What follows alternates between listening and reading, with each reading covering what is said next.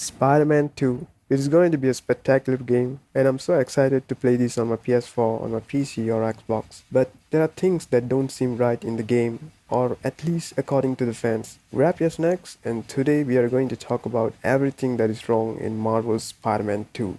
First and foremost, it's all about the face. As we know, each of the face models in the new game is completely different from the previous game. For some it looks better, but for others it looks worse. Once upon a time, in the PS4 version, Peter had a perfect face, which was the face model of John Bubniak.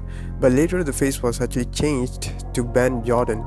And the reasoning behind this was because it fits well with Yuri Lowenthal's facial expressions. However, none of this makes sense, right? Let me explain how everything went wrong. The most probable reason why the face got changed is that they were looking for someone with the same facial features as Yuri Lowenthal to animate his performance easier. They likely edited, animated, and restructured each of the bones when animating it to deliver the expressions to us. But since the remaster was done in a very short period of time, the face ended up looking bad. He looked like as if he's 15-year-old with the voice of 20-year-old who just started being Spider-Man a few weeks ago. He doesn't seem tired or depressed, but overly happy. He looks even younger than Miles. In the previous phase, we could obviously notice the suffering of Peter as he tried to balance both of his lives, always looking stressed out as if he's wondering when he could get back to get some sleep. We could also see the obvious side effects of being Spider-Man that physically aged him to look older than he is. Well, the new face actually took everything away from us. So since so many people complained about how the face looked too young, they finally came up with a plan. They decided to boost up everyone's age. Yes, now everyone in this game looks older and more muscular, especially Peter.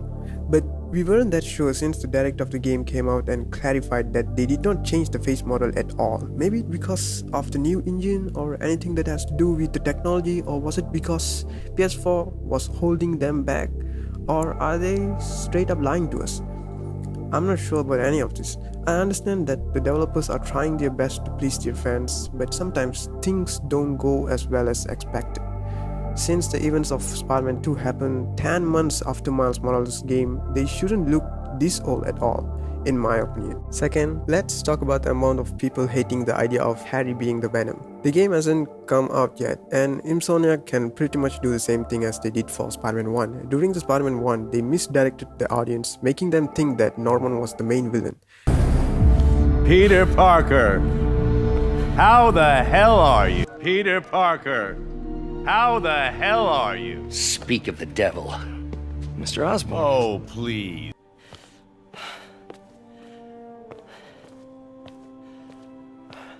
And they never once revealed that the Dr. Octopus was in it. They can very well do the same for Venom. However, recently another developer or someone who works for the game came forward and clarified that they wanted to do Venom differently compared to the source material.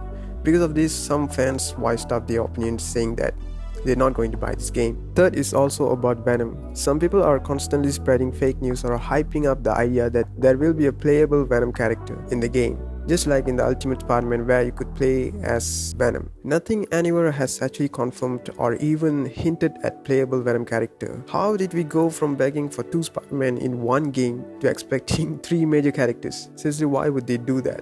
Lastly, fans were also disappointed the fact that the graphics in the games were not updated since the game is no longer available for PS4, which means nothing is holding it back anymore. The water does not look great, there are reused animations and the same locations with the same design, among many other issues that I can't list because it will go too long. As someone who only has PS4, I would be very happy if the graphics turn out to be trash. Just kidding, the graphics does not look bad, but I think they will look even better when the game actually comes out, considering the fact that PS5 is now about reaching 4K 60 FPS instead of just 30 FPS like the PS4.